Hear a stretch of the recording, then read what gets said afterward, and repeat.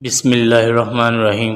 السلام علیکم۔ حضرت سلطان صلاح الدین ایوبی رحمۃ اللہ علیہ کی شخصیت اسلامی تاریخ میں ایک ناقابل فراموش مقام رکھتی ہے۔ آپ کی زندگی کا ہر لمحہ جہاد مسلسل سے عبارت تھا۔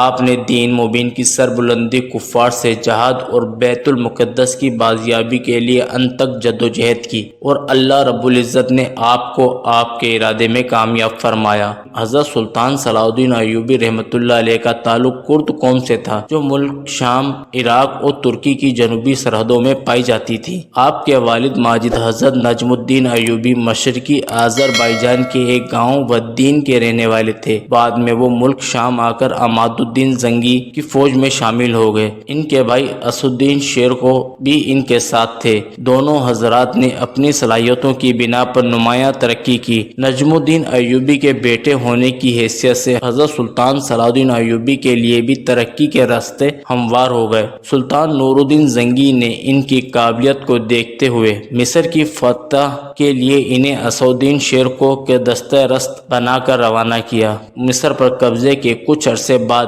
جب شیرکو نے وفات پائی تو نور الدین زنگی کے نائب کی حیثیت سے حضرت سلطان صلاح الدین ایوبی نے مصر کی حکومت سنبھالی۔ 559 ہجری میں سلطان نور الدین زنگی کی وفات کے بعد سلطان صلاح الدین ایوبی مصر کے خود مختار حاکم بن گئے۔ بعد ازاں حضرت سلطان صلاح الدین ایوبی رحمۃ اللہ علیہ نے دمشق اور شام کی چند دیگر چھوٹی چھوٹی کمزور مسلم ریاستوں کو بھی اپنی تحویل میں لے کر ایک عظیم عالیشان سلطنت قائم کی، جو صلیبی حکمرانوں کی متحدہ طاقت کا مقابلہ کرنے اور انہیں اسلامی مقبوضات سے نکالنے کی بھرپور صلاحیت رکھتی تھی۔ اس سے قبل سلطان صلاح الدین ایوبی رحمۃ اللہ علیہ کی زندگی ایک عام سپاہی کی سی تھی، مگر حکمران بنتے ہی ان کی طبیعت میں عجیب تبدیلی پیدا ہو گئی۔ سلطان صلاح الدین ایوبی رحمۃ اللہ علیہ نے راحت و آرام سے منہ موڑ لیا اور محنت مشقت کو اپنے اوپر لازم کر لیا۔ آپ کے دل میں یہ خیال جم گیا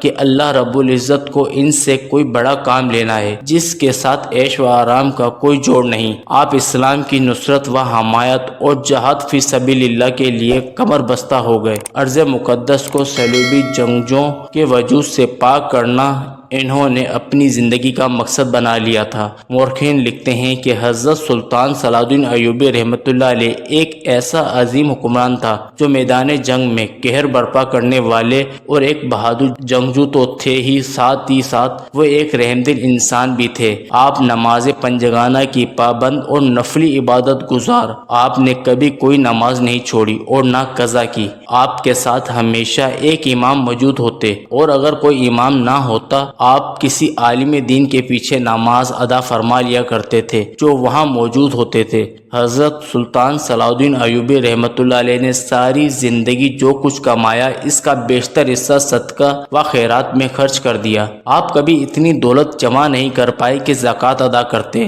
حضرت سلطان صلاح الدین ایوبی کی ایک خواہش تھی کہ وہ حج ادا کریں، لیکن وہ جہاد میں اس قدر مصروف رہے کہ ان کے پاس اتنی رقم ہی جمع نہیں ہو سکی، نہ وہ حج ادا کر سکے۔ آپ حج کیے بغیر ہی انتقال فرما گئے۔ آپ ہر پیر اور جمعرات کو ایک مجلس منعقد کیا کرتے تھے، جس میں بیٹھ کر عوام کی فریاد اور تکلیف کو سنا کرتے تھے۔ آپ کی اس مجلس میں قانون دان، قاضی صاحبان اور عالم دین بھی شرکت کرتے تھے۔ سلطان صلاح الدین ایوبی رحمۃ اللہ علیہ نے اپنی پوری زندگی میں کبھی کسی کی مدد کرنے میں کوتاہی نہیں برتی۔ آپ نے کبھی کسی سے بد کلامی نہیں کی اور نہ ہی اپنی موجودگی میں کسی اور کو کرنے دی۔ اپنی پوری زندگی میں آپ نے کبھی کوئی تلخ بات نہیں کی اور نہ ہی کبھی کسی مسلمان کے خلاف اپنے قلم اور تلوار کو استعمال کیا۔ جب بھی کوئی یتیم سلطان کے دروازے پر آیا آپ نے بہت ہی شفقت سے اس کے سر پر ہاتھ رکھتے اور ان کو اپنے مال سے حصہ بھی دیا کرتے تھے۔ حضرت نور الدین زنگی رحمۃ اللہ علیہ کی طرح آپ کی زندگی بھی بڑی سادہ تھی۔ ریشمی اور قیمتی لباس آپ نے کبھی استعمال نہیں کیے اور رہنے کے لیے محل کی جگہ معمولی سا مکان ہوتا تھا۔ حضرت سلطان صلاح الدین ایوبی رحمۃ اللہ علیہ نے ملک قاہرہ پر قبضہ کرنے کے بعد فاطمی حکمرانوں کے محلات کا جائزہ لیا تو وہاں بے شمار جواہرات اور سونے چاندی کے برتن جمع تھے۔ آپ نے یہ ساری چیزیں اپنے قبضے میں لینے کے بجائے بیت المال میں داخل کر دیں۔ محلات کو عام استعمال میں لایا گیا اور ایک محل میں عظیم عالی شان خانقاہ قائم کی گئی۔ فاطمیوں کے زمانے میں مدرسے قائم نہیں کیے گئے تھے۔ ملک شام میں حضرت نور الدین زنگی علیہ رحمہ کے زمانے میں مدرسہ اور شفا خانے قائم ہوئے، لیکن مصر اب تک ان چیزوں سے محروم تھا۔ حضرت سلطان صلاح الدین ایوبی رحمۃ اللہ علیہ نے یہاں کثرت سے مدرسے اور شفا خانے قائم کیے، اور ان مدرسے میں طلبہ کے قیام و تعلیم کا انتظام سرکار کی طرف سے ہوتا تھا۔ حضرت سلطان صلاح الدین ایوبی رحمۃ اللہ علیہ کی جہاز سے پرمشقت زندگی اور سلطان کو مریض بنا دیا تھا۔ مرض کی شدت نے ماہ رمضان المبارک کے کئی روزے آپ سے قضا ہو گئے، مگر آپ نے جہاد کو ترک نہیں کیا۔ اس کے بعد جو موقع ملا تو اس میں قضا روزے ادا کرنا شروع کر دیے۔ معالج نے سلطان صلاح الدین ایوبی رحمۃ اللہ علیہ کی تکلیف کا لحاظ کرتے ہوئے سلطان کو اس سے منع کیا، مگر سلطان صلاح الدین ایوبی رحمۃ اللہ علیہ نے اس سے اتفاق نہ کرتے ہوئے فرمایا، معلوم نہیں آئندہ کیا ہو۔ چنانچہ آپ مسلسل روزے رکھتے رہے اور اپنی قضا کا پورا کفارہ ادا کر دیا۔ اس قضا میں سلطان صلاح الدین ایوبی رحمۃ اللہ علیہ نے شہر پناہ کی مرمت کروائی، خندق کھدوائے، جدید اوقاف قائم کیے، اور پھر بیت المقدس کا نظام امیر عزیز الدین جزا کے سپرد کر کے دمشق روانہ ہو گئے۔ تاریخ بتاتی ہے کہ اس سال سلطان صلاح الدین ایوبی رحمۃ اللہ علیہ نے اپنی کمزوری اور نقاہت کے باوجود دمشق سے باہر آ کر حج حرمین شریفین سے لوٹنے والوں کا گرم جوشی اور پرتپک انداز سے استقبال کیا۔ سلطان صلاح الدین ایوبی رحمۃ اللہ علیہ اگلے سال خود بھی حج کرنے کا ارادہ رکھتے تھے، لیکن وسط سفر المظفر میں مرض شدت اختیار کر گیا اور وصال سے